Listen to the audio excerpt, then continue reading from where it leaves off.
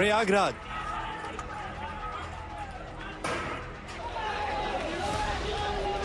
सहारनपुर, मुरादाबाद,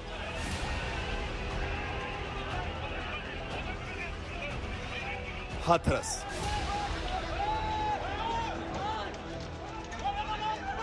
शहर शहर एक ही सूरत, एक ही हालात।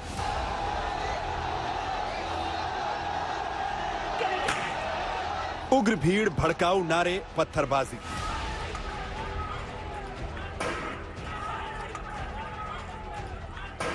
जुमे की नमाज के बाद यूपी के तमाम शहरों से हिंसा की एक जैसी तस्वीरें सामने आई। वो हैरान करने वाली रही। प्रशासन को परेशान करने वाली रही।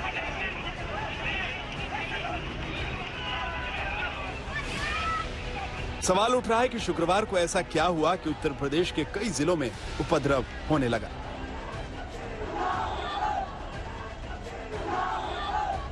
सवाल यह भी कि क्या नमाज के बाद अचानक प्रदर्शन शुरू हुआ या फिर तय करके पत्थरों वाला वार किया गया। और अगर यूपी के शहर शहर में हुई हिंसा के पीछे पूरी प्लानिंग थी तो शांति भंग वाली इस साजिश के पीछे किसका हाथ है? तमाम शहरों में आरोपियों की धर पकड़ के बीच पुलिस प्रशासन इन सवालों की भी पड़ताल कर रहा है। लेकिन इस जांच के बीच सहारनपुर के एसएसपी का बयान हिंसा के पीछे खतरनाक साजिश का साफ साफ इशारा कर रहा है। हमारे लोग अरेस्ट हुए हैं, जो उसमें से ये पैटर्न भी हम लोगों ने देखा है कि 20-21 साल के लड़के काफ़ी हैं, इसमें से बहुत सारे हैं जो मदरसे के स्टूडेंट्स हैं। उसमें भी हम लोग अपनी इन्वेस्टिगेशन में चेक कर रहे हैं कि जो सारे लोग हैं किस किस बैकग्राउंड के हैं और कौन लोग इनके प्लानर्स हैं, इंस्टिगेटर्स जो उनके भेजने में हो सकते हैं, उनके खिलाफ भी हम लोग कार्रवाई करेंगे। बयान से साफ है कि सहारनपुर में पुलिस पर पत्थर बरसाने वालों में ज्यादातर 20 से 21 साल के लड़के थे। तो ऐसे में सवाल यह है कि एक बयान के खिलाफ इन बच्चों को किसने उकसाया? बच्चों की आड़ में पत्थरबाजी वाला प्लान किसने बनाया? हिंसा के बाद सहारनपुर में अमन चैन कायम करने के लिए आला अधिकारियों ने शहर में डेरा डाल रखा है।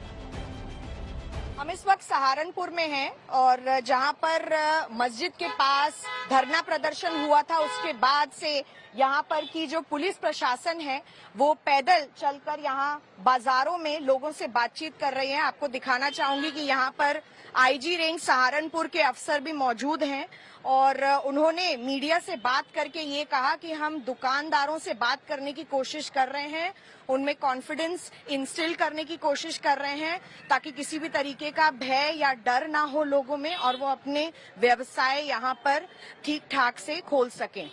इस वक्त भी यहाँ पर पुलिस आला कमान के सीनियर अधिकारी और उनके साथ टीम जो है सहारनपुर के बाजार में यहाँ पर चल रही है और लोगों से बातचीत कर रहे हैं। जिन जिन की दुकानों में किसी तरीके की कंप्लेन हुई या तोड़फोड़ की कंप्लेन हुई उसको देखा जा रहा है, उनसे बातचीत की जा रही है। गिरफ्तार आरोपियों से पूछताछ हो रही है। हिंसा वाली साजिश की पूरी पड़ताल हो रही है। टोटल 48 लोग गिरफ्तार हो चुके हैं और भी हमारे पास वीडियोस हैं। हम मीडिया पर्सन से भी वीडियोस ले रहे हैं। जितने भी लोग आइडेंटिफाई होंगे उनके खिलाफ सख्ती से कार्रवाई होगी, सख्ती से उनकी गिरफ्तारी होगी। देखिए धाराएं डिटेल्स आपको एफआईआर मैं कहूंगा एसएसपी साहब को आपको एफआईआर उपलब्ध करवा देंगे। मुरादाबाद में भी प्रशासन हालात सामान्य करने की कोशिश कर रहा है। जिस इलाके में हिंसा हुई वहां पर अब भी पुलिस बल तैनात है। सड़कों पर फ्लैग मार्च हो रहा है। देश का जो कानून है उस कानून के तहत एक्शन लेना चाहिए, उनकी गिरफ्तारी अमल में लानी चाहिए और कोर्ट तय करेगा। हमारा बोलना यह है कि चाहे कोई भी कहे, चाहे एमआईएम का आदमी भी कोई कहा होगा, देश का कानून सुप्रीम है और देश के कानून के लिहाज से ही उनके ऊपर एक्शन लेना चाहिए और उसके लिए जरूरी है कि पहले उनकी गिरफ्तारी अमल में लाई जाए। सहारनपुर, मुरादाबाद और बाकी जिलों में भी ताबड़तोड़ पुलिसिया एक्शन जारी है। सीसीटीवी वीडियो से उपद्रवियों की पहचान की जा रही है। कई आरोपी गिरफ्त में आ चुके हैं। बाकियों की तलाश में छापेमारी चल रही है। कल की जो घटना हुई है उसमें कुछ जनपदों में कुछ व्यक्तियों ने शांति व्यवस्था भंग करने की कोशिश की, जिनकी पहचान की जा चुकी है और उनकी गिरफ्तारी बहुत तेज़ी से की जा रही है। अब तक 230 व्यक्तियों की गिरफ्तारी की जा चुकी है तथा लगातार हमारी टीमें पेट्रोलिंग में है। सिचुएशन अभी पूरी तरीके से नियंत्रण में है तथा शांतिपूर्ण है। इसके अतिरिक्त गंभीर धाराओं में एफआईआर पंजीकृत की गई है। दोषियों के विरुद्ध गैंगस्टर एक्ट के तहत कार्रवाई होगी तथा उनके संपत्ति के जब्तीकरण की भी कार्रवाई की जाएगी। पुलिस की इस कार्रवाई के बीच हिंदू संगठन नमाज के बाद हुई हिंसा के पीछे जिहादी सोच बता रहे हैं। वहीं मुस्लिम धर्मगुरु साजिश के तहत लोगों के इस्तेमाल का आरोप लगा रहे हैं। यह चिंता की बात है कि मुसलमानों में से कुछ जिहादी तत्व आम मुसलमान को भी हिंसा के रास्ते पर ले जा रहे हैं। ये ना उनके लिए अच्छा है और ना ही देश के लिए अच्छा है। हम इन सब तत्वों को इस बात से आगाह करना चाहते हैं कि भारत अपने संविधान से चलेगा और शरिया के क्रिमिनल लॉ से ये नहीं चल सकता है। हमको इस बात का संतोष है कि सरकारें ऐसे बलवाइयों पर कार्रवाई कर रही है। इस कार्रवाई में कोई ढील और नरमी नहीं होनी चाहिए।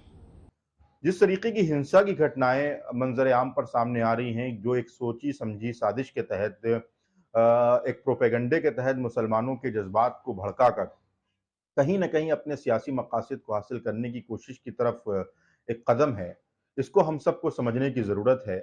हिंसा के रास्ते को इख्तियार करके न तो मुसलमानों को कोई फ़ायदा हो सकता है और न हमारे मुल्क का कोई फ़ायदा हो सकता है।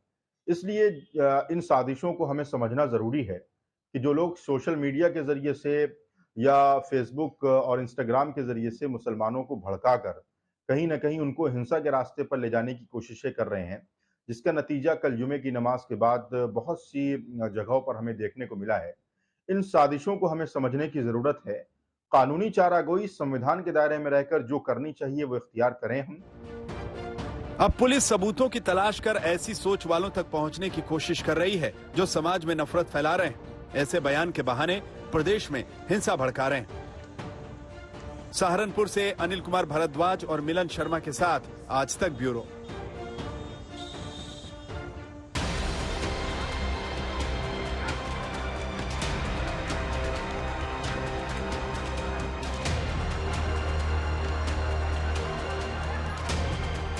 जुमे की नमाज के बाद प्रयागराज में हिंसा भड़की,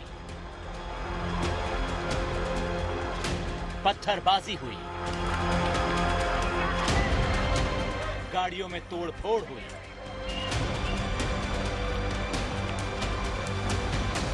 पुलिस को निशाना बनाया गया। अब तक इस हिंसा की जांच में जो खुलासे हो रहे हैं वो पूरे उपद्रव के पीछे बड़े प्लान का इशारा कर रहे हैं। अब तक हुई गिरफ्तारियों से शहर का अमन बिगाड़ने वाले साजिश के सबूत मिल रहे हैं।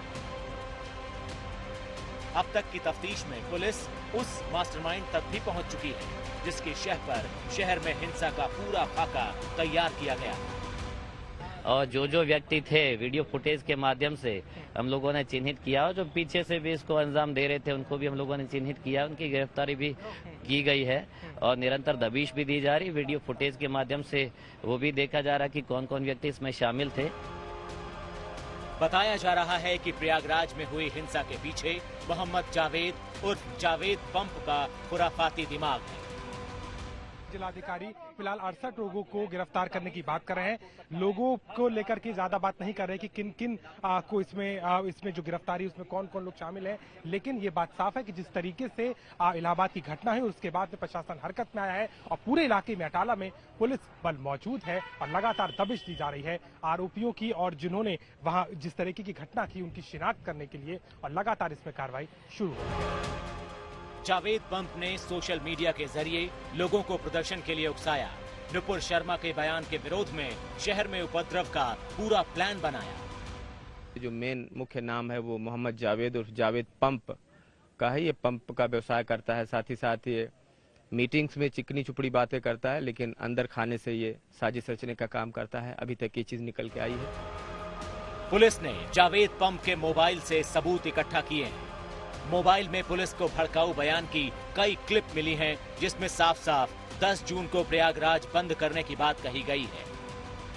मोबाइल फोन में उसके व्हाट्सएप में ये सब चीजें निकल के आई हैं कि 10 जून भारत बंद इत्यादि को ये प्रोपेगेट कर रहा था, उकसा रहा था, भड़काऊ बयान भी सोशल मीडिया पर दे रहा था। इस तरह की चीजें निकल के आई हैं। जांच के दौरान जो जानकारी सामने आई है, उससे प्रयागराज में हुई हिंसा के तार जेएनयू से भी जुड़ते दिख रहे हैं। बताया जा रहा है कि जावेद पंप की बेटी जेएनयू में पढ़ाई करती है और विरोध प्रदर्शन जैसे तमाम मुद्दों पर वो भी अपने पिता को राय मशवरा देती है। ये जानकारी सामने आने के बाद जावेद पंप की बेटी भी पुलिस के राडार पर आ गई है। इसकी एक बेटी है जो जेएनयू में पढ़ती है। शुरुआती पूछताछ में ये बात आई है कि संभवतः वो भी इंटेलेक्चुअल इसको राय देती है, इसको साजिश में भी हिस्सा होती है। तो इस पे एक टीम काम कर रही है। अगर उसका भी दोष होगा तो उसको भी हिरासत में लिया जाएगा।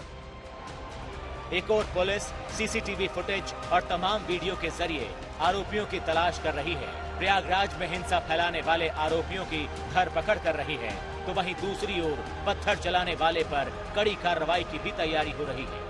प्रशासन को साफ निर्देश है कि हिंसा फैलाने वालों के अवैध निर्माण पर बुलडोजर चलाया जाए, शहर का माहौल बिगाड़ने वालों की अवैध संपत्ति को ढहाया जाए।